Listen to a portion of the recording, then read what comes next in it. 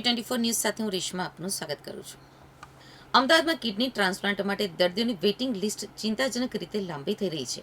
તાજેતરના આંકડા અનુસાર ગુજરાતમાં કુલ 2587 કિડની ટ્રાન્સપ્લાન્ટની રાહ જોઈ રહ્યા છે, જેમાંથી અમદાવાદમાં જ 2322 દર્દીઓ સમાવિષ્ટ થયા છે. આ આંકડા દર્શાવે છે કે કિડનીની જરૂરિયાત ધરાવતા દર્દીઓની સંખ્યા ખૂબ જ મોટી છે, જ્યારે યોગ્ય ડોનર સમયસર અવેલેબલ હોતા નથી. છેલ્લા કેટલાક વર્ષોમાં કિડની ફેલ્યોરના કેસોમાં વધારો થતાં ટ્રાન્સપ્લાન્ટ માટે રાહ જોતા દર્દીઓની સંખ્યા પણ સતત વધી રહી છે.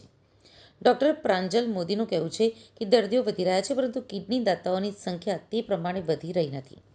હાલમાં કિડની ટ્રાન્સપ્લાન્ટ પ્રાપ્ત કરનારા દર્દીઓમાં પુરુષ અને મહિલાઓનું પ્રમાણ લગભગ સમાન એટલે કે 50% પુરુષ અને 50% મહિલાઓ છે. ખાસ વાત એ છે કે ગુજરાતની G. ગાઈડલાઇન મુજબ મહિલાઓને ટ્રાન્સપ્લાન્ટ માટે 2 વધારાના પોઈન્ટ આપવામાં આવે છે. આ નિયમના કારણે છેલ્લા સમયમાં મહિલાઓમાં કિડની ટ્રાન્સપ્લાન્ટના કેસોમાં વધારો જોવા મળ્યો છે અને તેમને ટ્રાન્સપ્લાન્ટ મેળવવાની વધુ તક મળી રહી છે. ગુજરાતમાં કિડની ફેલ્યોરના વધતા કેસોના મુખ્ય કારણોમાં ડાયાબિટીસ અને હાઈ બ્લડ પ્રેશર સૌથી મહત્વના માનવામાં આવે છે. લાંબા સમય સુધી શુગર અને બ્લડ પ્રેશર કાબૂમાં ન રહેતા કિડની ઉપર ગંભીર અસર પડે છે.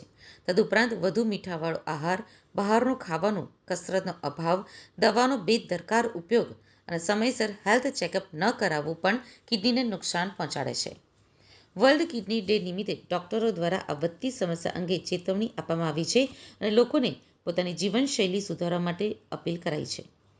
વર્લ્ડ કિડની ડે નિમિત્તે ડોક્ટરો સામાન્ય લોકોને કિડની સ્વસ્થ રાખવા માટે કેટલીક મહત્વની સલાહ આપે છે.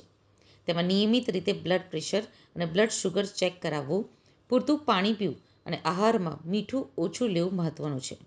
આ સાથે જ ડોક્ટરોની સલાહ વગર ખાસ કરીને પેઇનકિલર જેવી દવાઓનો વધારે ઉપયોગ ન કરવો, નિયમિત કસરત કરવી, વજન કાબૂમાં રાખવું અને સમયસર હેલ્થ ચેકઅપ કરાવવું પણ એટલું જ જરૂરી છે.